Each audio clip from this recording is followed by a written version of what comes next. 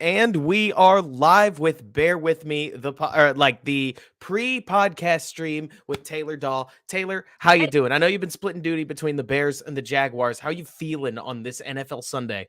well, I'm feeling like the on Jack's side just got whooped by the Lions, so that doesn't really work for the NFC North either. But I guess it kind of does actually, because as Bears fans right now, unfortunately, we are hoping for. I mean, we're looking at a top three pick right now.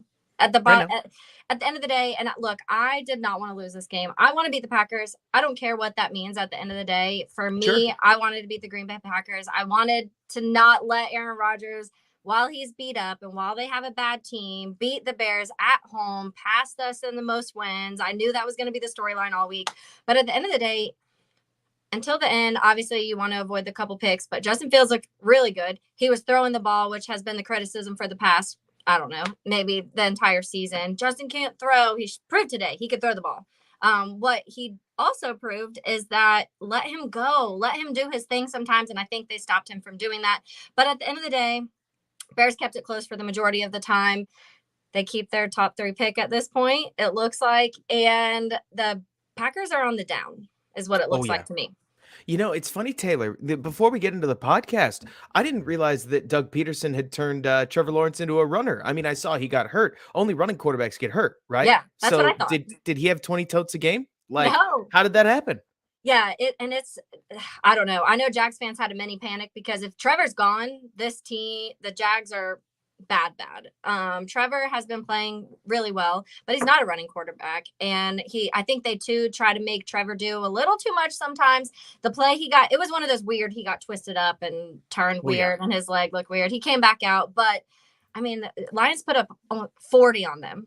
That that's not pretty. And this is also the Jags defense that spent a lot of money in the offense on the defense. Yep. I mean, sorry, in the offseason, not on the offense. I mean, the Lions, in my eye, and my eye's not perfect, the Lions have looked overperformant the entire year. The Yeah. fact that they were still losing was the weird part. So Yeah. them coming out, I mean, hey, if nothing else, Taylor, I remember we talked about this when the Bears beat San Francisco. We can talk about it again now. The Mm-hmm. Jags, obviously, because they drafted Trevor Lawrence and the Bears drafted Justin Fields, Yeah. and Justin Fields and Trevor Lawrence have been intersecting all throughout their lives. Oh, yeah. They became teams on similar trajectories, or at least Mm-hmm. teams that were being compared a lot. Well, Yeah. the Jags spent all their money. The Bears still have all of their money, and directly comparing win or games. Okay, so are the Jags visiting Detroit today, or did they welcome Detroit? Oh, they were visiting Detroit. So Oh, they were in Detroit. Yeah. okay, so they were out of town all Yeah. the same, which hasn't happened yet. But the Bears needed, or the Lions needed the late heroics to beat the team that hasn't spent any of their money. And you Yeah. make it sound like the Jags got bushwhacked despite or having an offseason where they just had the number one pick Expect. again. Yeah. Like they had all the money. They are where we They would had two hope. first round draft picks. Exactly. Like they're where we would hope the 2023 Bears are, Yep. or in terms of resource spending, and they're still not beating the Lions, Yeah. which look, I am not somebody that needs Trevor Lawrence or the Jacksonville Jaguars to underperform to feel better about the Bears. But Yeah. from an Yeah. organizational comparison standpoint, it is awfully wild, Taylor, No, it seeing is. the Bears. Look, again, I mentioned this before we got on. If you took the scoreboard off, right, Mm-hmm. and you had somebody who'd never watched football before watch a bunch of these last Bears games, they would think the Bears were good. Yeah. And if somebody doesn't ever turn on the Bears right now, they're going to think Justin Fields is an underperformer. They're going to Mm-hmm. think they can't win any games. They're going to think that the offense might be decent, but the defense is awful. Some of those takes are true, but Yeah. I am stunned at how consistently the Bears seem to be bringing good play out of their players, whatever the scoreboard says or not. But we can get into that in a little bit. You want to Yeah. start this podcast? Yes. Let's go. Let's go. What's going on, everybody, and welcome back to Bear With Me, the Chicago Bears podcast hosted by yours truly, Robert Schmitz, right here on the Windy City Gridiron Podcasting Network. And I am here with a treat for y'all as Making the Monsters, Taylor Dahl has joined me, and we're going to go over today's tough 28-19 loss to the Green Bay Packers that, if I can be honest, Taylor, maybe it wasn't so tough at all, but don't let me lead the witness. How did you feel about today's game? Playing the Packers is never easy. No. Look, I hate losing to the Packers, and I will always hate losing to the Packers. Today, I was so nervous going into this game, and I don't know why. Because I think I do know why. I think it's because technically we need to lose this game, and I don't want to lose this game. At the end of the day, I was going into this saying, okay, the Bears need Justin Fields to look good. The Bears need to know that, and we've seen glimpses. We know, Bears fans know. If you've watched the last 6 weeks, obviously previous to when he was out, you know Justin Fields is on the up. Justin Fields has been the guy. Justin Fields has been carrying this team almost solely at certain points. If you put any of these other wide receivers, for the most part, on another team, they're a third receiver. They're a 4th receiver. And Justin Fields is making things look like he did today. 250 plus yards, I think he ended with. No touchdown and 2 interceptions. That looks bad if you're just strictly looking at the stat sheet. But obviously, I'm not just Googling box score and talking off that, because Justin Fields so many times has carried this team on his back. I do think the defense stepped up today. They looked better to me, which is odd because I think it was all backups on the secondary pretty much except Jalen Johnson. You saw Blackwell, which I don't think I knew that name before today. Like I remember kind of briefly during summertime picking him up off waivers from the Eagles, but then you didn't talk about him again, and he made some plays today. There's just certain things. It's weird though, because, and this is a question for you, like at what point do you start saying Justin has to win these games at the end? Are we waiting for that at next year at that time, at this point? I think that's a great question, Taylor. I'm glad you led with it. In my opinion, look, football's a team game. No matter how much people just like you and me sitting on podcasts, writing articles, keep trying to make it quarterback versus quarterback, mano a mano, it's not a boxing match, right? This isn't tennis. This is an 11-on-11 game. And if we are in the same breath, like I am, going to beg for Justin Fields to show throws with anticipation, which for anybody who doesn't know what I'm talking about, just in case, that means Justin Fields basically loading to throw and throwing before the receiver has finished his break, so that the receiver and the throw meet each other at the spot of the ball. The receiver has to run a decent enough route to justify the throw. I refuse to call that a bad throw that led to the first interception. Second one, I agree. But it's in garbage time. If I could be honest with you, I have tried. I remember back in the Trubisky era, I never wanted to allow garbage time to count. So it works in my favor here as a Fields fan that I don't want to count garbage time when things are poor either, because it's garbage time. The quarterback's not playing like themselves, right? But within this, like, I agree with you, Taylor, but we have seen so many situations where Justin Fields was leading the team to tie the game against the Vikings. Emir Smith or Marset fumbles a ball that I can't believe he didn't step out of bounds with. They lose. Justin Fields was leading the team down against Washington, puts the ball right in Dante Pettis' hands. He drops it. Puts the ball right in Darnell Mooney's hands. He drops it. They lose the game. Justin Fields was leading the Bears down the field against Miami, puts the ball right in Equinemius St. Brown's hands on 4th down. He drops it.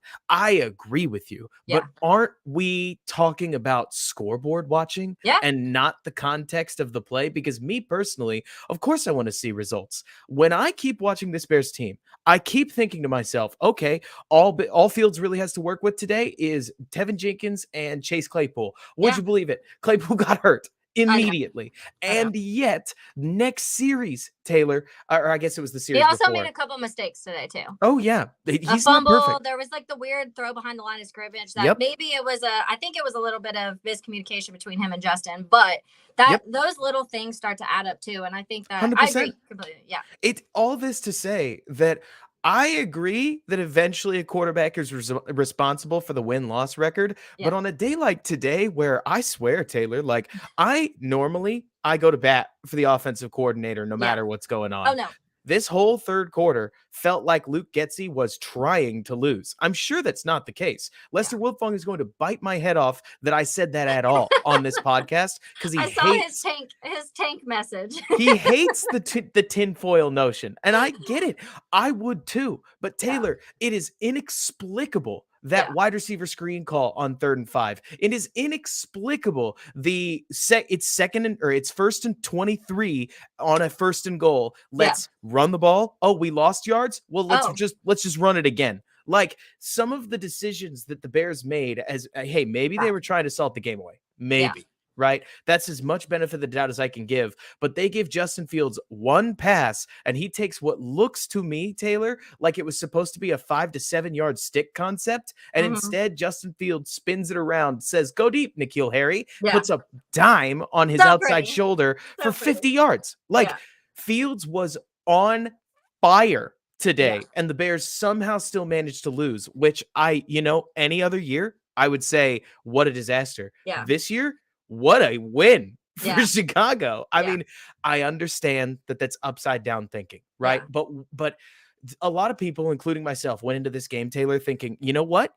It's a win-win. Either Yeah. the Bears beat the Packers, and I love it when they do, or the Packers help the Bears achieve better draft position, Yeah. which they can use to either fuel a trade down or obviously like a Will Anderson, Jalen Carter type that if you Yeah. can't tell based on their We pass need. rush, Taylor, We need. they desperately We need need it. so badly. There But was so many moments in this game, Robert, that I was like, why are we giving Aaron Rodgers? I mean, what felt like 4 minutes to throw? And he's not a scrambler, so it's not like he's getting wild and running from sideline to sideline. He's standing there pretty much almost just and still. Maybe a little bit of movement left to right. And I'm like, why are we giving him so much time? If we had anybody that was putting pressure on him, and look, we knew when Khalil Mack and Akeem Hicks were gone. Granted, I'm not saying they're bad trades. I'm not there, but we knew once they were gone, and then we knew once Robert Quinn was gone that things were going to change and that this line already needed help and now definitely needs help. But giving him that much time to throw at certain points was ridiculous. And going back to just your point with Justin, you didn't even mention the tipped ball from Montgomery that led it to an interception at one point, or the missed pass interference on Chase Claypool the one game, muffed punts twice. Like those kind of things, every game I felt like has gone this way. And that's what, to me, Justin is doing what Justin needs to do. And I asked that question because I feel like a lot of people are always like, well, he needs to learn to win. But I think at the end of the day, a lot of these things have been not directly on Justin. It's a combination of things. Would I love have Justin to led the Bears down the field and came back with a win at the end of the game? That would have been just as great for me. But I also think at the end of the day, when we are looking at the future of the Bears have so many holes right now. And like I said, this was the ideal situation. We saw Justin play well. And I know Packers fans are probably bragging on Twitter right now and tagging us in a bunch of things. But in the next few years, that's going to shift drastically, I think. And I mean, it's wild because, Taylor, here's the crazy part, right? The value of the number 2 pick as opposed to the number 7 pick. I don't want to pretend that this is all about players, right? Yeah. It's not. It's about value, right? Okay, let me get to the word learn to win part first. I'm skipping a stone, right? So talking about that, I can list to you so many examples over the last probably 15 years that I've been a Bears fan where I have seen the Bears go on late runs or win a few, but lose a few, right? The Bears have lost almost all of their close games, if not all of their close games this year, sans the Texans. And in a sense, it's horrific luck, right? But you tell me, Taylor, did the Bears whooping Jacksonville, Houston, and Minnesota help them in 2020 with Trubisky? Did they win in 2021? You tell me. Yeah. No. In 2017, they lost about a bazillion games. That obviously led to a horrible 2018 Bears season, right? Because they didn't know how to win at that point. Yeah. It doesn't. Yeah. Yeah, I mean, and to your point, when you look at that 2020 season, the 2020-2021 season, it was so weird. The Bears started 5-1 and then ended up having a terrible run of losses. And then Trubisky came in and scraped us into the playoffs. And we get embarrassed by the Saints. We were lucky to get Justin Fields. We were lucky that all 10, 11 teams passed up on Justin Fields, honestly, because the way that year went, we shouldn't have had him. We should have had Kyle Trask. Right. Like, that's who we should have ended up with that year. Absolutely. And so I can't help but look at these kinds of games. And I know there are so many Bears fans out there, I would be too, that are just fuming at the idea that somehow these Bears continue to lose games that they should win. But I can't help, Taylor, but be over the moon because the Bears have gone up against whether it's great teams, like really, really good teams like the Miami Dolphins, or really, really bad teams like the Falcons, or frankly, if I can just call a spade, the Packers today looked terrible. It is embarrassing that they won this football game, given how in control the Bears were. But at the same time, Taylor, we're talking about a defense that started 1 out of 5 of their starting defensive backs. We're Yeah. talking about a defense that is the second cheapest defense in the NFL, is spending more in dead cap on defensive players that are not on the Not team than they are on players that are on the team. Yeah. And yet we are seeing Josh Blackwell. We're seeing Jack Sanborn. We're seeing Jalen DHC. Jones, like DHC. We're Yeah. seeing players establish themselves for roles in the future. And I find that so exciting Me too. because it's not as hard as it sounds to sign Draymond Jones, given that they have $125 million in cap space to play 3 technique. It's not that hard, should he make it to the market, to give Deron Payne the extension of his life. It's not as hard as it sounds to improve the spots on this roster that are flat out bad. Yeah. And yet the Bears are still losing the games with the context to show they could easily win these games had they been able to play. Usually it's been easier to say, right, that they scored 30 points. If they could play any defense, they'd win. That's not quite true today, but I mean, I don't know, Taylor. Let's talk about one topic we have to discuss just a little bit more. We skimmed off of it, but I am stunned that the third quarter worked the way that it did. And I think my brain is struggling to come up with what to say about a play calling performance that I am almost always it's a play execution, not a play call person, right? But it felt like the play calls in that third quarter were, hey, what's the worst thing and least Justin Fields involved thing I could possibly call in this scenario? Do that. It felt like they took the hottest player in football. I mean, I don't know about you, Taylor. When I thought to myself, oh, Justin Fields, he's playing on a sprained AC joint. Like, how's he going to play? I did not think he was going to look like a superhero in the first half. Did you? No, I really didn't. And I was scared because also me working in sports, we have a lot of orthopedic doctors come in, and they were like, that's normally like a 3 to 5 week injury to get back from, but I guess it's mild, so they're letting him come back. And I was like, in my head, I'm kind of like, just let him sit. We have a bye week. Also, week 14 bye week shouldn't be a thing. Like, no. I just think that's terrible. But in my head, I was like, maybe not. But everyone said he was healthy. Okay, but I completely agree that the play calling in that quarter, and I mentioned it on the pregame show, like even the pass play calling, but let's back up to just Justin himself. Himself, there were so many moments where I don't know what Luke Getsy was saying in his helmet or what he told him at halftime, but I want to say he ended with 71 rushing yards and had 71 at halftime. Yes. So I'm a little confused as to why that's the case when you have a quarterback who just a few weeks ago ran 170 yards. And oh, by the way, the Packers run defense is one of the worst in the league. They've allowed the most rushing yards of a and like defensively have allowed the most rushing yards in the league. And you're not going to let Justin just do his thing and run. There were so many moments where I saw Justin have the ball, scramble a little bit, and in a normal moment would have taken off for 10, 15 yards, and he would run, get to the line of scrimmage, stop, and throw. Some of those ended up well. Some of those ended up in passing. So it confuses me as to whether Luke Getsy was saying, hey, don't get yourself hurt. Like, we're not to the point. We're not winning games this football season. We're not getting anything out of this season. So don't get yourself hurt. Or if they're like, let's go prove people you can run the ball. I mean, you can throw the ball, because a lot of those moments where it ended up being deep shots, 30, 40-yard passes that he completed, and it looked great. But that when Justin can get you first downs, let him get first downs. And I don't understand. So it makes me worry a little bit that they're a little concerned he's going to get injured. So they're reserving him. Mm-hmm. If I could be outrageously specific, that's where the Bears' second down play calling really bothered me today. Yeah. I've never quite understood, so with some quarterbacks, let's pick one. I don't know. Let's go with Trevor Siemian. I wonder why I'm picking him. If you drop him back in the pocket on second down, right, he's got to throw it or you're going to take a sack, right? Yeah. With Justin Fields, on any standard down, when you drop him back in the pocket, you could end up like you're talking about with a free and easy 6-yard run at any point. Yeah. So the Bears' insistence on these designed handoffs on second down, on second and long, no less, doesn't make any sense. It feels intentional. Like, it can't be intentional. That would be silly. Maybe it's defensive head coaching. Maybe it's maybe it was that they were trying to chew the clock. Maybe it's because in the early part of the season, I remember the Bears ran it on a 2nd and 21 against this very Packers team, and Montgomery converted not one but 2 of them. Yeah. So Who knows? But Yeah. at the same time, Taylor, it is bizarre to me just how dangerous I feel like Justin Fields is standing in the pocket on a Yeah. drop back because of what he can do. And the Bears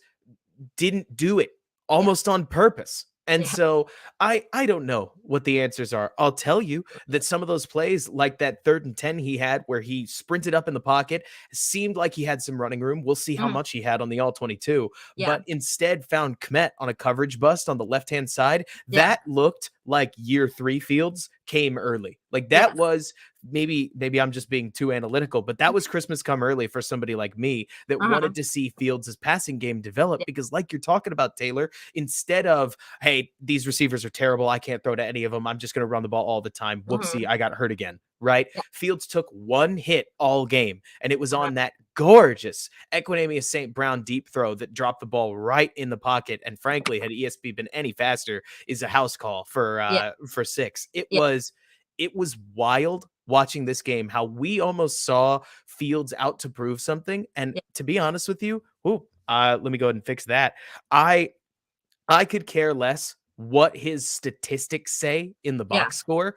To me, this was the passing performance that said everything that Bears fans have ever wanted to say about Justin Fields and more. Do you disagree, or do you want to see a little bit more from him in the passing game? No, I mean, I think that, and as you're saying that, I really truly feel, Robert, that this was the game. And I know how competitive Justin is. We've seen it. We've seen it on the sideline. We've seen it in press conferences. We've seen it. And we did our Making Monsters on Justin Fields, and we talked to his his high school coach, and his high school coach was like, he's one of the most competitive guys you'll ever meet. I kind of feel like, and this is all just Taylor assumptions, obviously. I have not talked to Luke Getsy. I've not talked to Justin Fields, but I kind of feel like Justin heard the chatter and was like, Coach, they're saying I can't throw the ball. I want to throw the ball. I want to show that I can throw the ball. We know we can run the ball. I know I can run. Khalil Herbert's hurt. It's all on David. David's getting beat up because he takes hit after hit after hit when he's running. He's also leading receptions with the last couple games. Like, he's doing everything. So I would not be surprised if Justin Fields went to Getsy and was like, I want to show my arm this 1 week. Please let me show my arm against the Green Bay Packers and shut people up for a little while. Say I can throw the ball, who say I can't throw the ball. Because it really felt like that. There were so many moments, like you said, and you said the exact example that I was thinking of, when he like almost is running to the line of scrimmage. But also, let's talk about that, the awareness of knowing exactly where that line of scrimmage is and being able to stop inches before it and launch a ball down the field and complete it to somebody. I think it was ESB and Akil Harry, and maybe even Komet. All 3 of those were very close to that line of scrimmage that he kind of scrambled around and got to. And And let's those not are forget, plays. Taylor, it was against this same Green Bay team that Fields stepped over the line through Yes. to Well, St. way Brown over, I think. penalty against. That was just this year. So Yes. it's more growth. Keep Yeah. going though. You were on a Yeah. roll. Yes, and that's what I'm saying. Like, I feel like every game we've seen more, and we've seen he's an explosive guy. We've seen he's a playmaker. We've seen he tries to do too much at times, and I think that's what happens at the end of games. A few of the picks maybe have led to the too much because Justin wants to put the world on his shoulders and do it on his own. But what we've seen progressively throughout the season, aside from a complete flip flop between defense and offense, has been that Justin Fields is making everything every week. When you're like, this is good, but I wish he'd be better at this, the next week he's better at that specific thing that in your head you're wishing he's better at. Yes, and that's where, as somebody who I guess tries to analyze Fields and tries to say, for instance, okay, this week I wish he'd be better at this. Look, I haven't seen the all 22. I can't for sure tell you that there Yeah. will be no notes, Taylor. But at the same time, the whole first half, the Bears ran the offense through Justin Fields and then optioned to the running game when they felt like they got a look that they wanted. What did that result in? Well, it resulted in a free and easy field goal, touchdown, a fumble that was a catch over the middle, wide open, not of quarterback's fault, very Yeah. obviously. And then immediately their drive after that, a 51-yard touchdown that is flat out special that Fields is making look so normal that it's absurd to watch. So what did they do in the second half? Well, they flipped it. I mean, they started running the offense through David Montgomery and going to Fields when there was no other choice, right? And that's where I am so confused, because I would love to say, oh, well, I want Justin Fields to be better at this. Justin Fields was not getting first, second, and third down opportunities. He was getting third downs and the occasional first down. And on one of those first downs was a huge strike to N'Keal Harry, followed up with a check down. Good decision, not a sack. I mean, Yeah. maybe we find somebody's wide open, right? Yeah. Possible, but taking a check down on first down and not getting any yards is not a bad play when it comes to the ultimate results of what passing plays can be. And then they followed it up with 2 more runs after that didn't go anywhere, including a 3rd and 5 run. That, like, what are we thinking? Yeah. Like, I get it there. I don't know. I could go into the play calling stuff. This isn't the podcast for that. The point is that I didn't really come away wanting to see Fields do a thing differently. Yeah. I want to see the result change, like game-losing interception followed by a second game-losing interception. Obviously, that's not what anybody wants. But for crying out loud, Taylor, it's not like I would say, oh, Fields, I want you to run the ball more. He was passing the ball just fine. The Bears just didn't give him the opportunity to. It's not that they didn't give him the opportunity to make the mistakes either. He just didn't make any. It was as if they took the ball out of his hands and the point total suffered because of it. I can't go this podcast without mentioning that Cairo Santos kind of let the team down. I mean, missing an extra point. Sure, the fact that the field goal got blocked. I don't know whose fault that was. I'm not a special teams coordinator. Everybody was confused on that. Even Eberflus was like, what just happened? I could have sworn Eberflus was smiling. Like, I need to go back and look. I'm trying not to be too tinfoil hatty, but it was like, that looked like if I tried to tell my dad to act in my 5th grade, like, school project. You know what I mean? And I'm like, Dad, act surprised. And he goes, what? Like, look, I get that I sound crazy, Taylor. I would think I was crazy too. And maybe I am. Maybe the Bears just flat botched a game that they were in complete cruise control of. But it was hard for me to come away with that game thinking that the Packers, who could barely muster 20 points against an opportunity or against an offense, ended up with 28. Handing them platters. Oh yeah, they ended up getting those the 8 points on the sweep. But leading up to that, Taylor, I mean, that drive where they ended up taking the lead 20-19, that should have been a touchdown. And that was a sweet play by none other than Jack Sanborn to keep the ball out of the end zone. I mean, if I was a Packers fan, I would have called this performance despicable, but I'm glad it worked out. As a Bears fan, I can't see that and also say that the players played badly. I really feel like this was either malpractice from an offensive coordinator, or let's call it a greater vision that the Bears got what they wanted, but they may prompt an investigation for it. If that's really what happened. Trouble. No, and look, I'm not saying you're completely crazy. I think that a lot of people truly believe that. And there's been times in the past few years that we've seen coaches come out and say, yeah, this stuff happened. So, but I just sometimes think that the Packers are so far into the Bears' heads. And look, I get it's a new coaching scheme and new ownership, but I flash back to last year. So last year, our second game against the Packers, when the Bears were up at halftime, and the Packers came out, adjusted everything, ended up beating the Bears. And it was one of those things where it was like, okay, the Packers made halftime adjustments and the Bears didn't. I wonder if Getsy and Flus overthought this. And in their heads, they were like, okay, we know that the Packers are going to come out and they've adjusted to what has been working. So we've got to switch it. And because, like you said, it was almost night and day between the first and the second half, which we haven't seen a whole lot this season for them. Usually, like, what's working, they kind of try to stick to, which is usually the run game. Funny that they didn't when they were winning by 2 scores. Yeah. Weird. Yeah, super weird. So I almost just feel like they get in their own heads sometimes, and it's and hopefully that'll start changing eventually. Hopefully now that the Packers are looking like they're on the opposite trajectory as the Bears are at this point, and the Bears potentially have the best quarterback in the NFC North, and hopefully we see that keep progressing. So maybe that'll get out of their head. But that's what I was thinking the whole time, was just like, the Packers are so far in the Bears' head, and it's just like, and maybe there was a little bit in the back of their minds when it started going the opposite way that Flus was like, but what could I get with this second pick? I wonder what I could. Look, because we're not seeing anybody get close to Aaron Rodgers. I mean, it's worth remembering Doug Peterson. Yeah. Obviously the coach of the Jaguars now. I think it was Peterson, pulled Jalen Hurts. It may not have been Peterson. It may have been Sirianni, but whoever it was, the Eagles started Nate Sudfeld in the second Mhm. half of a game in the end of the season Mhm. because they were losing and Yeah. they thought their quarterback was playing too well. At the very least, that is the outside impression. We are talking about a head coach in Matt Eberflus that when Bears reporters asked him, hey, would you have taken Roquan Smith? Like, if you got to choose, would you have taken Roquan Smith? He Mhm. famously said, at 5, an inside linebacker at 5. And then seemed to deflect to say, no, I don't think Chris Ballard would have ever gone for that. So maybe Taylor. Mm. Again, I think it would be almost collusion esque, like not quite Black Sox because they're not literally betting on it. Yeah. Technically, what they would be doing is above board, right? Mhm.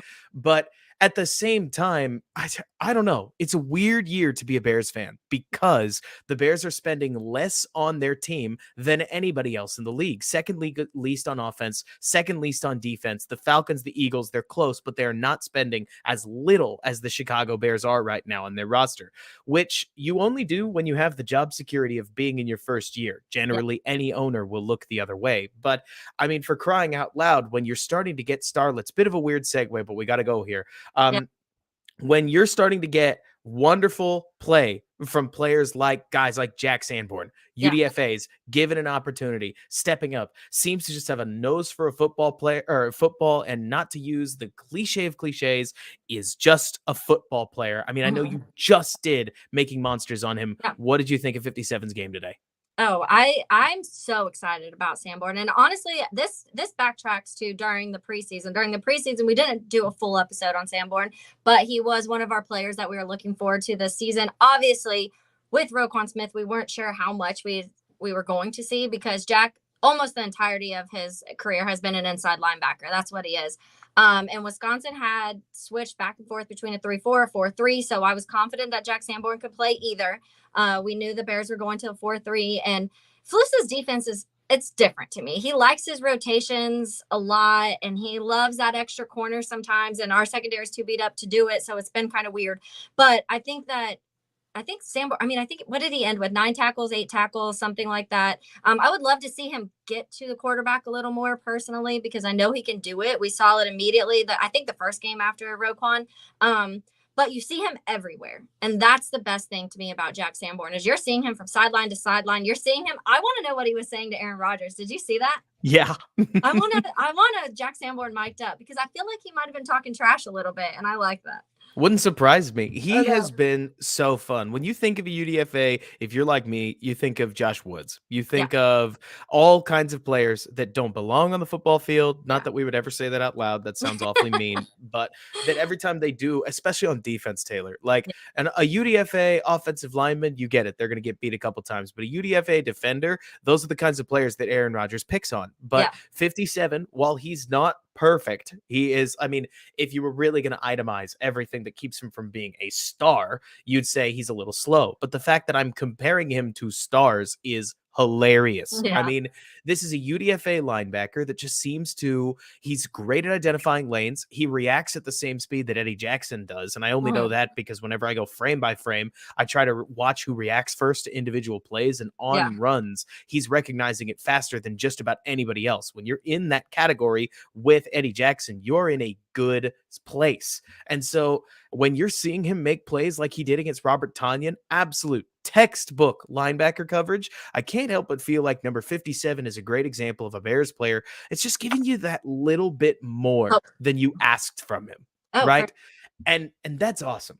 I Yeah. mean, you got to take the pieces of the Bears apart, right? There are a couple plays that when you start to get really literal about Sanborn, there was one that I remember, the touchdown run that AJ Dillon, if memory serves, had, Yeah. where I would have liked to see Sanborn scrape over the top of the lineman, but at the same time, I'd like to see the Bears hold the edge better. I'd Yeah. like to see the Bears have a defensive line that can actually gum the hole up and not let that offensive lineman get to the linebacker. Yeah. The way that Sanborn is playing, it feels flat out inspired, as Yeah. if somehow he has made himself, while a UDFA rookie, one of the heartbeats of the defense. That is so beyond exciting. Yeah. that I don't quite know what to do with myself. Is there anybody else that stood out to you today besides we've talked about Fields, we've now talked about Sanborn, offense or defense? Anybody that you feel like deserves some flowers? Yeah, I mean, I think I mentioned the name earlier with Josh Blackwell. He also, I want to say, was undrafted, but the Eagles got him, and then they picked him up in the off season. They picked him up in like August or something. The Bears did, but this secondary is so beat up right now. Obviously, we know the big hit was Eddie Jackson, but Jaquan and Kyler have both been dealing with concussions for weeks. And then Kendall Vildor, who I know a lot of people have weird feelings towards him, but he's stepped in certain moments this season that have really helped, especially considering there. I don't know if Eddie, Jalen, Kyler, and Jaquan have all played one game together since like week 4 or 5. Honestly, like one of them have been out or something was going on. And this kid who I honestly was like, who is that? And again, if you want to pinpoint, I'm sure we'll go back and you'll watch all 22. And there was some misplays. I want to say for sure he was on Watson at the touchdown. But there were several other times where you saw him and you're like, all right, like he's making tackles, he's making plays. And we know one of the complaints with Eddie is that he doesn't always tackle the best. He doesn't wrap his tackles all the time. And Blackwell he was getting these guys down on first contact rather than getting that extra 5, 6, 7 yards. So I was super excited to see him just because I thought our secondary was going to get creamed tonight. I really thought it was going to be done. And it wasn't. They held up way better, especially through 3 quarters at least. I think we can argue with that 4th quarter, but through 3 quarters, they held their own. And it was a bunch of guys who, if I listed off the names to other people who watch the NFL, they'd say, who is that? Yep, 100%. I mean, if anything, I can't help but feel like the wild and fun part about this game was Taylor, this could be ridiculous sounding. I can't help but feel like the Bears offense gave the Packers so many opportunities. It was if the Bears defended for 4 quarters, handed them a 5th, and they finally started to break open in that 5th quarter. Mhm. Ridiculous. I get it. But that's especially with the way that the Bears offense has traditionally possessed the ball. I mean, going back to whether it's the Lions game, the Miami game, the New England game, the Dallas game, ever since that mini bye, which is still crazy to say that so much changed after a mini bye. Right? Yeah. They haven't had the defense on the field quite as often as they did. And at the end of the day, the Packers offense felt like it really, really struggled, had one really nice pop play that went for a touchdown, and the rest was obviously history. Yeah. Ultimately, I can't help but come away from this game. I'll say what we've been talking about on this podcast for like 3 weeks, right? Where this loss didn't even suck in the moment. Normally they suck in the moment. Normally I walk away from the Falcons game kind of mad. Yeah. Walk away from the Lions game kind of mad. I was mad after the Lions game. Do you know the loss? This is just a quick side note. I mean, the game that I was most mad after was actually the win against the Texans. Is that weird? Like at the end of that game, I was like, that was terrible. Why? Like everything sucked. Yep. And then some of the games where we've ended up losing, I've been like, that was good though. Like there was a lot of good pieces that I can take out of this. And that's the point we're at right now, Robert, is finding the building blocks that are going to be the Chicago Bears. And finally this offseason, we have things to do with it. So with people like us who are analyzing these very specifically, it's fun to see the little positive pieces. 100%. And I get it that we are talking about what feels like the same occurrence over and over and over and over. Right. Yeah. But Taylor, in May, if I'd asked you, what is your ideal season next year? Right. You probably would have said the Super Bowl. And I would have said, haha, get real. Nice What's try. your ideal season? Right. And you probably would have said something to the effect of, well, the Bears lose a ton of games, but Fields looks like the dude.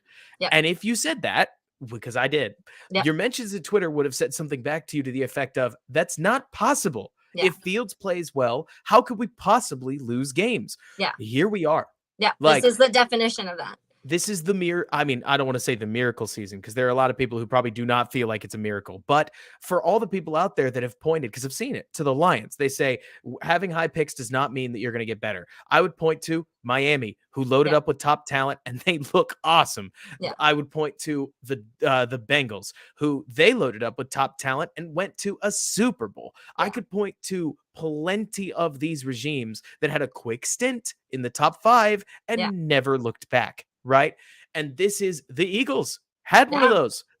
They were listless in the Yeah. post Wentz era, and suddenly, because of smart draft resource investment Mhm. like Devontae Smith and whatnot, here Yeah. they are at the top of the game. I mean, Yeah. it stinks. Don't get me It wrong sucks to lose. Yeah. that the Bears got swept by the Packers. But from a semantic perspective, it starts to feel like, I mean, I've played this game before. This Mhm. felt like an older brother that smoked his younger brother in the first half, but mom was going to get mad if he beat the younger brother. Yeah. So he had to find a Gotta let way him win. to let him win without fully let him win without making him feel like he gave the win away. You can't call the Yes. field goal block, right? Yeah. Maybe Taylor, we look back in years and we say, no, no, no, no. The Bears have watched so many games. This should have been evidence of worse. But semantically, after this one, I can't help but look at this and say, even Alex Leatherwood looked capable back there at right Yeah. tackle. I mean, this team is rallying around Fields in a really incredible way that Yeah. they are competitive as they are, and not just old school John Fox competitive, where we say, oh, but they're fighting so hard, Yeah. right? They are winning games Yeah. and finding ways to blow them, Yeah. partially due to lack of talent. Yeah. I can't see a world where this same team, if they keep this same core identity, isn't drastically better in wins and losses. Just based off of keeping 10 points off the board because they have an NFL caliber defensive line, based off of adding something to the wide receiver room, or Yeah. frankly, Claypool and Mooney playing on the same time while Yeah. both fully caught up. Like, there are so many little ways a better offensive line that can make, or that can create more running room when the running game obviously took away Justin Fields' option. We came out of this game where Fields was astounding, and Yeah. he still only took one hit, Taylor, going That's into the pretty bye week. wild, honestly. It's And wild. We saw Fields as a passer. He didn't re-aggravate his injury. Can this be the perfect scenario, even if it's not the perfect scenario you thought you wanted? yeah. No, I agree. I think that you asked the question, what was the expectations in May? My expectations in May were the Bears would win 5 games, but my ideal without actually winning the NFC North expectations, Bears would win 5, 6 games, but we'd see Justin progress throughout the season. And by the end of the season, we'd know he's our guy. And I'm there. I don't know if everybody's there, but I feel like the majority of Bears fans are there, that Justin Fields is the guy. Because I think it's so hard right now to not look at this. And you named a lot of teams just now who not only did things in the draft, and I get it, people freaking out because there are blown draft picks, completely get it. But there's also Tons. so many other things you could do with your draft picks. Philly with AJ Brown, for example, that's a draft pick. That's Yes. a draft pick trade, draft day trade. But there's so many scenarios where not only you can, maybe not specifically draft, but if you can accumulate high draft picks, that leads to so many other things. And you can point to Philly with AJ Brown. You can point to Miami with Tyreek Hill. You can point to Buffalo with Stephon Diggs. All of these teams had that one guy, and the script flipped quickly. Yep. And I think I'm not saying the Bears are a wide receiver away, because obviously the defensive line needs a lot of help. There's questions, I guess, now with Eddie. We'll probably need a little bit more secondary help because we don't know what that injury looks like right now. The offensive line, like you said, we've gone through, I think today was 8th or 9th different formation for our offensive line, because they just, whether it be injuries or whether it be someone not working or whatever the case may be. But it did look more efficient today. It looked like Leatherwood held his own. Obviously, I think Tevin got his first penalty, and I don't know if he's had one all season. A while. Like, it's been a long time. That was his first one.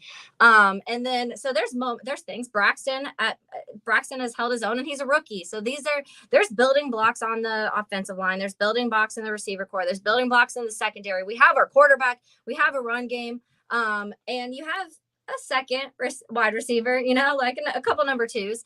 But so you need a lot of things. But when you have the resources, and that's why draft picks right now are so important. And like you said, it's not just because you directly have that number 2 pick or number 3 pick. The things that you could possibly get if they ended up trading, which that's a conversation for the offseason. But it's important to be there when you have a team with so many gaps. Draft picks and money are very, very important. And I mean, that's the best part about it. I don't want to go hyper nerd, but for anybody who's listened to this point of the podcast and you're not on board with what we're saying, and you're saying to yourself, I can't believe the Bears didn't win. I would have taken that win if it meant picking at number 8. Well, you can have your cake and eat it too, because the Bears could theoretically trade down from number Mhm. 2, and they could get the 8th pick with that 19th style pick, Taylor, that you talked about that was traded for AJ Brown, who's Yeah. having a wonderful year in Philadelphia. They could get a second round pick and a future first round pick if that's what somebody wants to do. I mean, the current reports are that the Bears are sitting in a spot that is going to be very quarterback heavy. People are saying as many as 3 quarterbacks in that top 5. And if they are, that trade down becomes an option. It's not that they have to. It's not that Yeah. they should, right? It's that they can. And those options, the ability to take one pick, turn it into 3, or to take a generational player, because you've seen it like I have, Taylor. Chris Jones is the Chiefs defense, and Yeah. that Chiefs defense is pretty good Yeah. because Chris Jones is a great player. I mean, We if saw you Chris Jones in the preseason, and it was a nightmare. I mean, if you think or Jalen Carter or Will Anderson could be Chris Jones or Von Miller, that can make a huge difference for your oh, defense, no huge. matter who else is on it. And Yeah. so I understand that potentially there are plenty of people out there that would look at this season and feel like it's a massive underperformance. Yeah. I cannot help but think being able to say that we have these answers to these questions while also getting the benefit of losing a ton of games Yeah. that should not have gone the way that they did feels to me like a huge, huge win. And sure, winning culture. I can't help but think that when you replace up to 20 players and 10 of those being starters in the offseason, that you're going to have an opportunity to remake your culture. You Yeah. know, I feel like this game was probably one of the easiest to watch Bears Packers games that I've watched in a long time. The hot start from Fields was flat out special. I mean, Mhm. what questions do people have that are reasonably able to, let me put it this way, Taylor. Mhm. What question do you have about Justin Fields? You may not have one, but to anybody out there, what question do you have about Justin Fields that flat out winning games wouldn't be the requisite to answer? Yeah. Because if it's not something specific, if it's not a piece of his game, if it's not, well, I want to see him throw with anticipation more, fair. At least we saw some examples of that. Yeah. If it's, well, I don't want to see him pull his eyes down when he scrambles. We saw a lot of that today, and he actually looked flat out good at it. Yeah. Well, I don't want to see him take so many sacks. I don't think he took any sacks today. So he A has lot of that it. going for him. Another one that people say a lot is the holding the ball too long, and we saw that today. That decreased a lot, and Yep. not that he had to get rid of it, but there was just moments that he was finding open guys, or at least if it was a RPO type of thing, he was figuring out that play a little quicker. And so all of the things that you, like I said earlier, a lot of the things that we've had questions about with Justin Fields, he's answered from week to week. Absolutely. I mean, I heard questions about his deep accuracy. He Yep. was on Oh my. fire throwing deep today. I mean, I understand he's not the perfect quarterback, and I'm not Yeah. trying to make the argument that he's a top 5 quarterback in the league or something.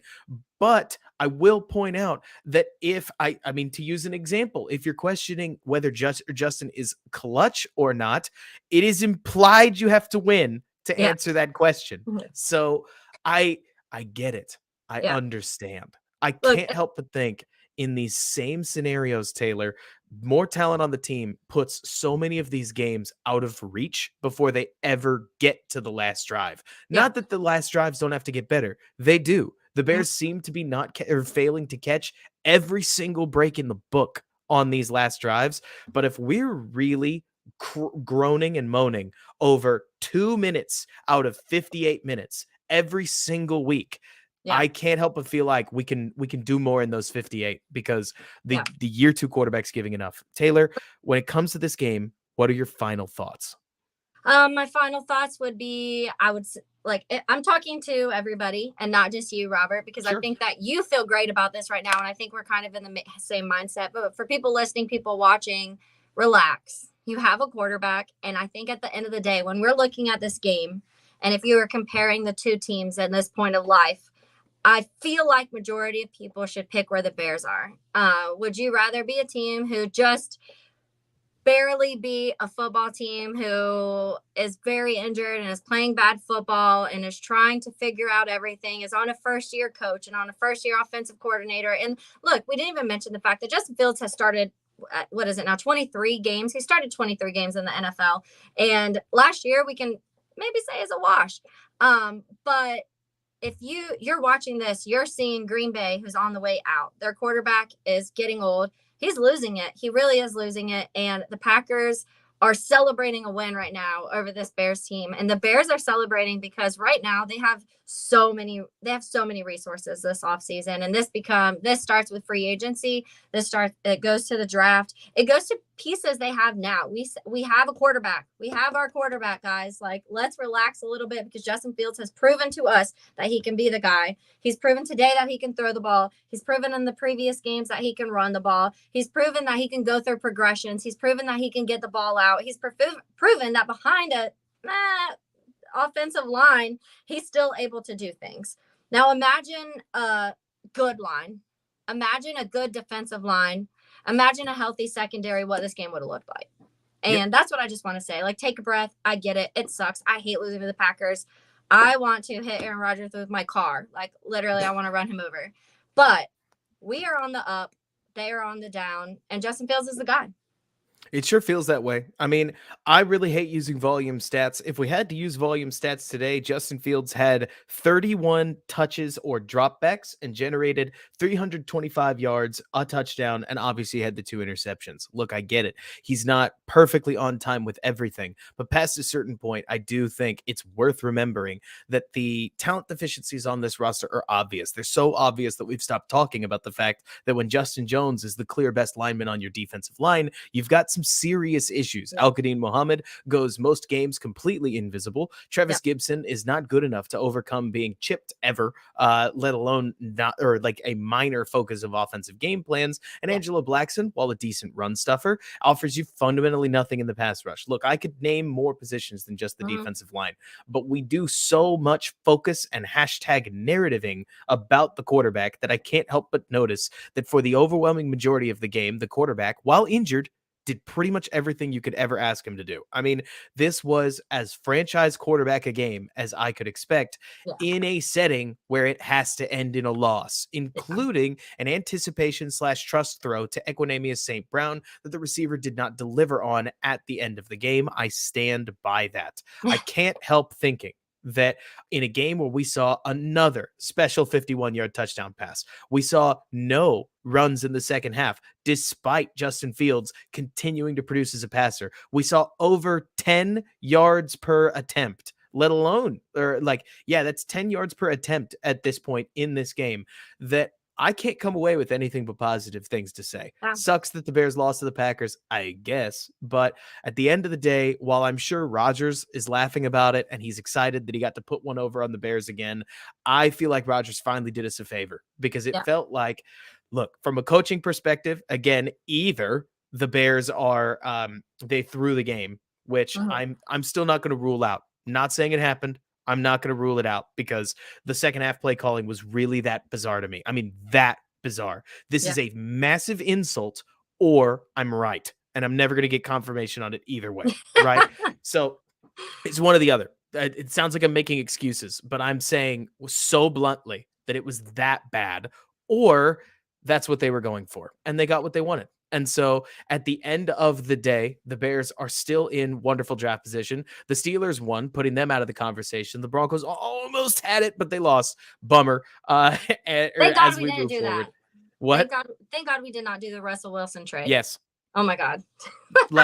I mean, obviously the Bears may need to look at kicker. They may need to look at second linebacker next to Jack Sanborn. Yeah. But there were so many positives to take away from this game. This was, I'll say it again, the funnest Bears-Packers game I have watched in years, Taylor. And it still ended with my favorite player on the Bears throwing 2 interceptions. The fact that happened is miraculous to me. And as the Bears head into a bye week where, who knows, maybe they'll lose the bye at this rate. It feels as if the team is in as good a place as I could have envisioned them being. And I think you said it perfectly. I really did. Long-winded way to say, the Packers now are about to end. It sure feels like it, doesn't it? They're about to end 30 to 35 years with Hall of Fame, MVP grade quarterbacking, and 2 Super Bowls, while the guy on the other side in the navy and orange uniform put together a game today that had a couple of box score elements worked his way. Mhm. Whether the 7-yard Montgomery touchdown run turned into a touchdown for Fields, right? Whether Chase Claypool doesn't fumble, the Bears end up throwing it into the end zone. Taylor, we could end up looking at today and classifying it as an MVP level performance, especially if Fields had gotten more chances to ball out in that second half. 320 combined yards on 32 dropbacks is about as good as I can ask for, and I can't help but think that it's exciting to see this. Taylor, what do you have coming up? Yeah. So we talking about our making monsters? Yeah.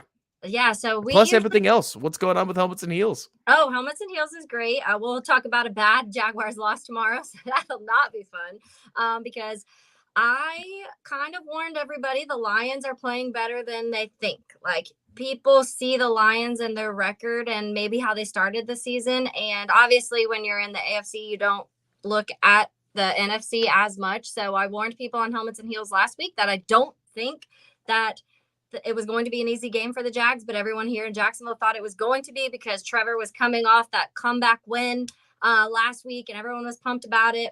And that's another thing that I can say, just look at, like, Trevor Lawrence was a guy that was the most NFL ready quarterback in the league. And everyone here in Jacksonville pretty much says last year doesn't count, but Trevor Lawrence is 8 games ahead of Justin Fields, and they're still losing football games against the Detroit Lions, and by way farther margin than the Bears just played the Detroit Lions. So I think that it's not going to be a fun Tuesday because people are going to be very angry, but helmets and heels is always at least a good time because we get to vent a little bit. I'll be sitting here talking about Justin Fields and they'll be like, but he threw 2 interceptions at the end, and it'll be a conversation. So if you guys want to tune into that later, it'll be a fun one. But yeah, making monsters, we usually don't decide our guy until it'll be tomorrow. We'll talk about it. But we'll go back and forth. I've been trying to do a Montgomery episode for a while. Nobody from Iowa State wants to talk to us for some reason. I don't know why. So if anybody out there wants to talk to me about David Montgomery from Iowa State, hit me up. I have no pull, but I'll send whatever emails that I need to send to make that happen. You mentioned that at the top of the Jack Sanborn episode, and I want to hear about David Montgomery. That's for sure.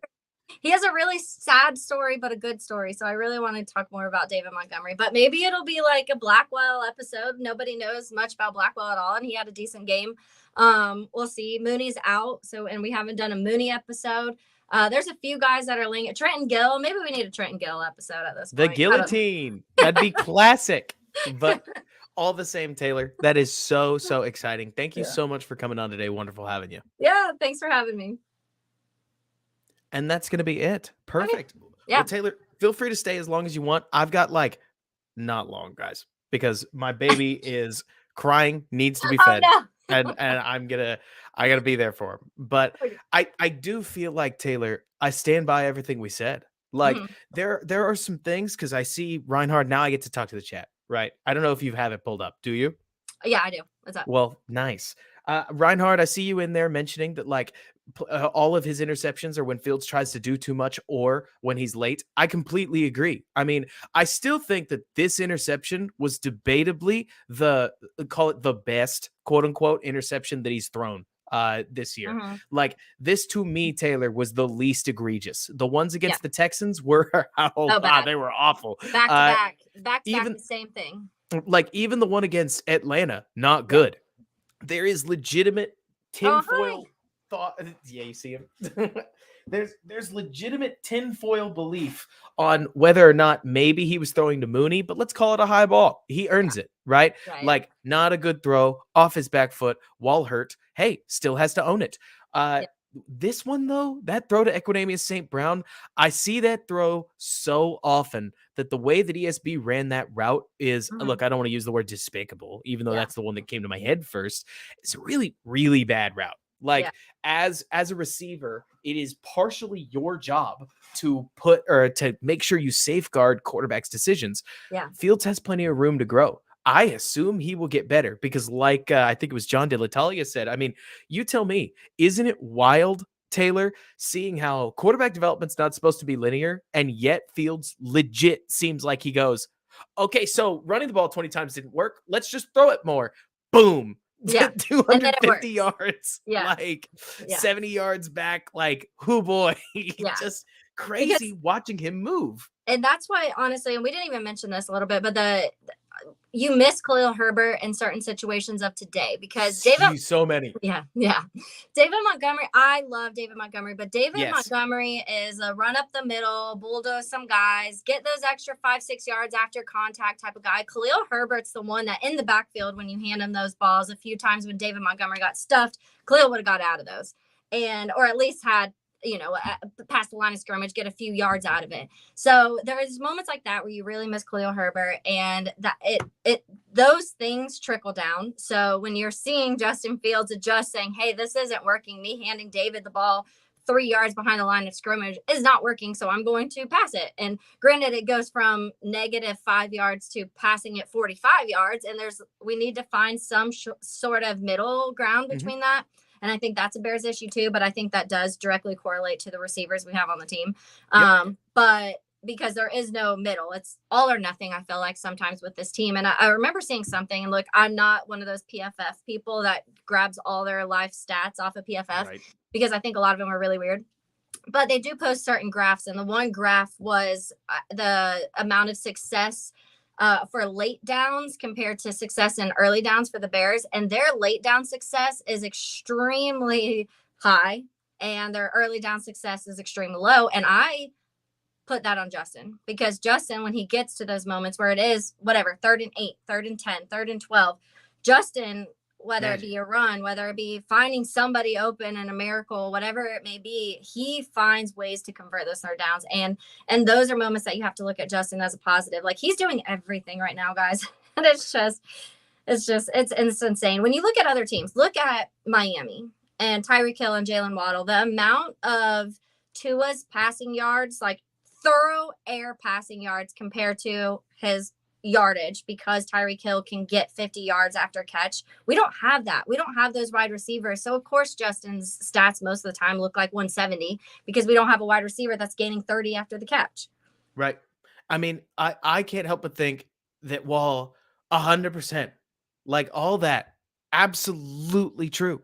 Another thing I also want to throw in here is that as we watch Fields, like right now, we're seeing him pull 3rd down magic out of his butt. Yeah. Right. Like you were talking about. That's exactly what the numbers were saying. I also can't help but think, Taylor, so many Bears fans went, this offense isn't sustainable. None of this counts. None of the running yards counts. He threw for 150 yards, and that's all I'm going to credit him for. Yeah. And if today we saw what Fields would look like when he's 29, when the legs just aren't quite there, like a little bit more pocket mobility, but not except the crazy run, which if that's still there, woo! But this is a good quarterback. This is still a good quarterback, right? Yeah. And so I am very interested to see what happens here. He's 23 years old. Like, people keep trying to rush his development, because if you put Patrick Mahomes in this Bears offense, it's not like I'm about to make the argument that if you put Patrick Mahomes in this offense, they would score less. They'd probably score more, but Fields is doing a shockingly good job of maxing out what the play calls would be, in my opinion. Yeah. And so the fact that today, for instance, we saw slants. Today we saw like a lot of the routes, dig routes, that we haven't normally seen Fields throw, to the point where you started to wonder whether Fields was even comfortable throwing them. And so I can't help but look at this Bears team and think everything we're seeing right now is really, truly greenlit, right? Like, we are seeing all of the signs. This is a Christmas present. You know what I mean? And we were watching, I'll call it, like I'll say it, Taylor. 5 weeks ago, or I guess 3 weeks ago, we were watching a quarterback that needed to change his game eventually. We knew that, but it was fun watching the it factor all the same. Haven't had it factor like this in Chicago in ages, and it felt like the fact that he was succeeding, albeit unorthodox, was worth the wait, right? This week, we saw his best quarterback performance of the year.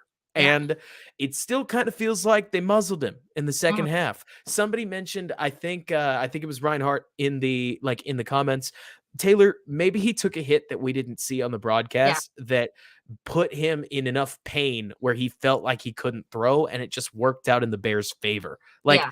injury is always possible in this case, and frankly, I'm disappointed that I didn't think of that sooner so that I Yeah. didn't imply so much doubt on the Yeah. Bears, just because that's a better angle. Yeah. But all the Well, same, I know there was yeah, one play, and I can't remember which it was, but it was later in the game when he got hit.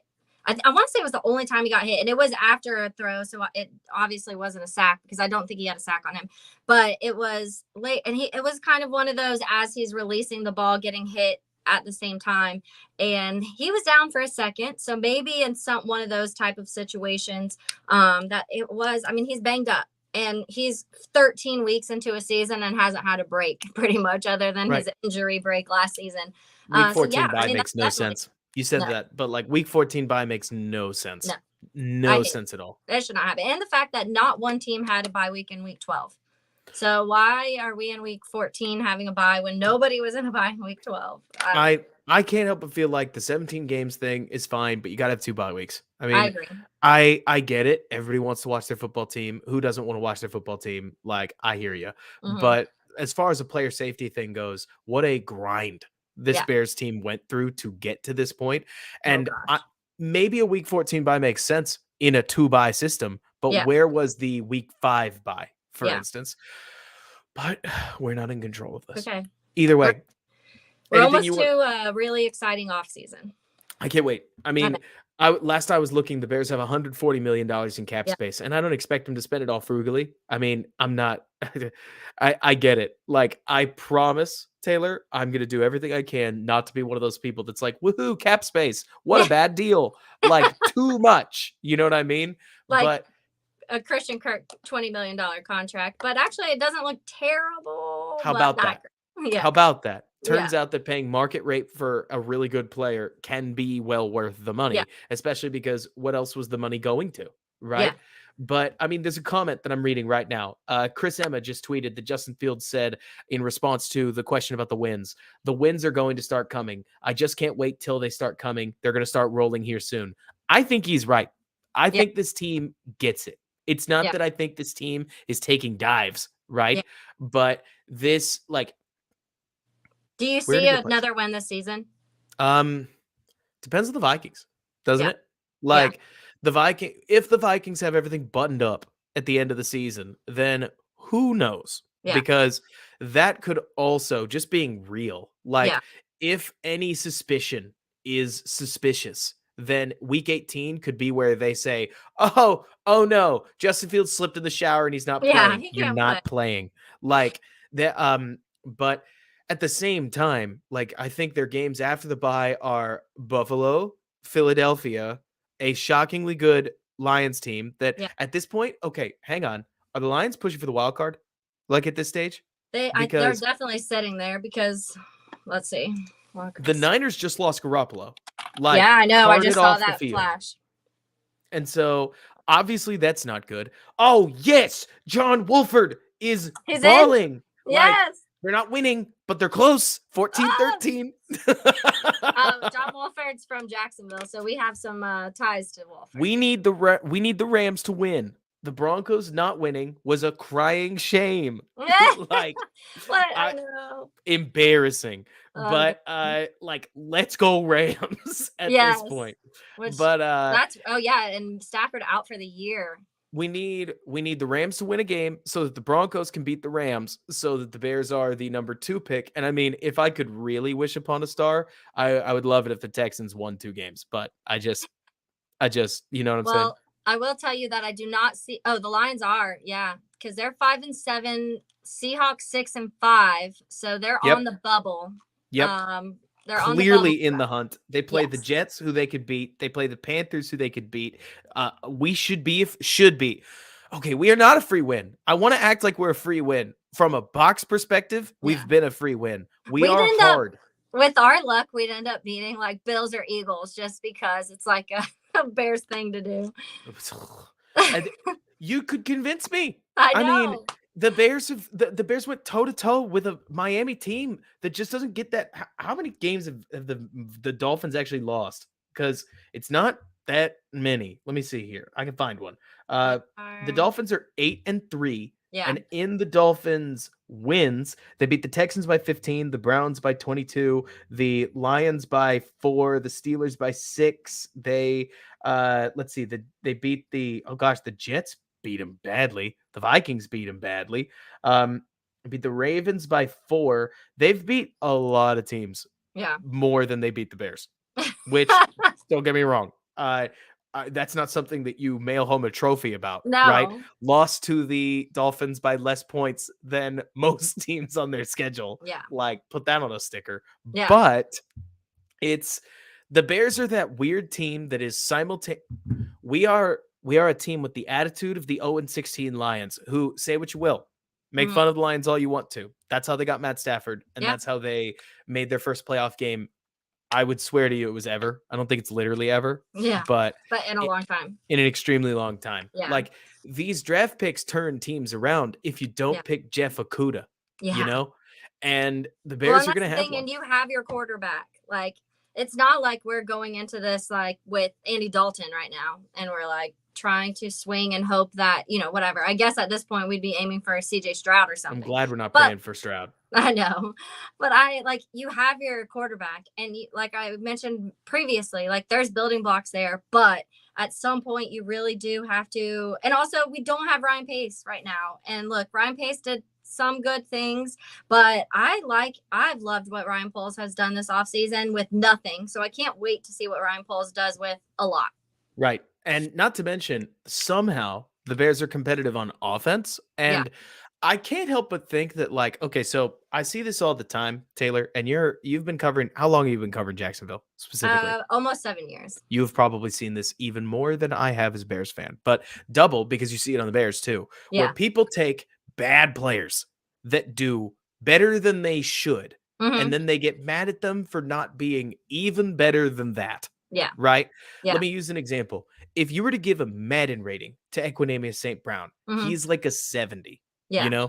And that's because they juiced up his blocking. His receiving is super lackluster. Yeah. So the fact that Fields is taking Equanimeous St. Brown, it has gotten him to like, hey, you may laugh that like 270 yards is like not much. It's a lot for Equanimeous, who I think at that point in his career, that's more than his entire career put together as a receiver. Yeah. And the fact then that Equanimeous St. Brown, again, somebody I'd list as like a 70 in Madden, is running a bad route on a curl route and doesn't help his quarterback out. Yeah. Unsurprising. Not surprising. The fact that Dante Pettis, like a 72, right, isn't making plays doesn't bother me. The fact that there are so many of these Bears players that I would look at and I would say, okay, I want more out of the Bears receiver, but I just don't expect it from the guy with that last name wearing that number because I know who he is and I'm fair to him as a human, right?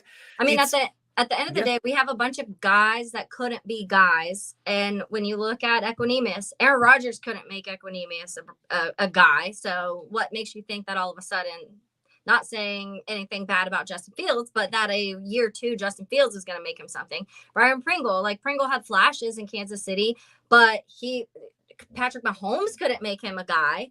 And then N'Keal Harry, a former first-round draft pick, got cut by the Patriots, and Bill Belichick, who's arguably one of the best coaches of all time, couldn't make him a guy.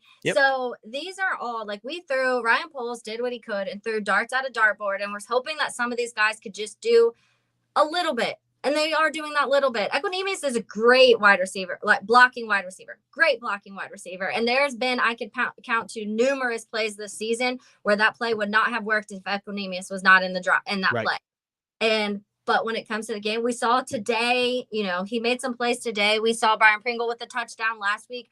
That's what I expect out of those guys. Flashes here and there, but not consistency. Exactly. And because of that, I'm hoping we see better, whether it's in the draft, whether it's in free agency. Like, we see better from the players that the Bears bring on in a year where I don't think that they're gearing up for, again, I don't think the Bears set out to tank, but they certainly didn't spend money and they certainly are getting what they paid for. That's what you said. They're tanking. Like, you said they're purposely tanking. This game, it sure felt like that. Like, yeah, I think I can own it. It really felt like it really felt to me, Taylor, like Ryan Poles entered this year and he said, we've got massive holes on the defensive line. we're going to do nothing about that. We're going to Like, make it worse. after, yeah, exactly. It was like, oh, we've got Khalil Mack. Let's trade him. Oh, Robert Quinn and Roquan Smith. We're going to trade him. Yeah. Like, But the one guy he brings in, Muhammad, who was his guy in Indy, has done absolutely nothing all season. nothing. But maybe that's an Eberflus thing. Yeah. Either way, it'll remain to be seen. Taylor, thanks so much for coming on. I gotta go. You ready? Good. I'm ready. Bears fans, we will catch you soon. See you on Tuesday as we go through some fun offensive all 22, and I'll see you then. Bye.